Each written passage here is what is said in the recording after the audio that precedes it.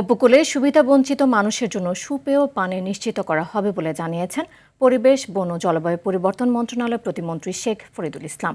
দুপুরে মোংলা উপজেলা পরিষদ মিলনায়তনে এক আলোচনা সভায় তিনি কথা বলেন। এ সময় তিনি বলেন, সরকারি পুকুরগুলো সংস্কার করা, ভূগর্ভস্থ পানির উপর চাপ কমিয়ে বর্ষাকালে বৃষ্টির পানি ট্যাঙ্কি ও পুকুরগুলোতে সংরক্ষণ করে চাহিদা পূরণের উদ্যোগ নেওয়া হয়েছে বলেও জানান প্রতিমন্ত্রী। পরিবেশ, বন ও জলবায়ু পরিবর্তন মন্ত্রণালয়ের মাননীয় 2025 সালের নভেম্বর মাসে একটা পুকুরে 50 লক্ষ টাকা বরাদ্দ হয়েছে। এইটা আমরা চেষ্টা করব এই উপকূলের প্রত্যেকটা উপজেলা বা প্রত্যেকটা জেলায় এটা কাজ করার জন্য। মরুগঞ্জ শহরগুলো সহ নাগপুর কোটেগাড়া এই যে এলাকাটা আছে আমরা সবগুলোতে চেষ্টা করব এই সুন্দর পানির ব্যবস্থা করার জন্য। এখানকার যে প্রযুক্তি নিয়ে যে কথাগুলো হচ্ছে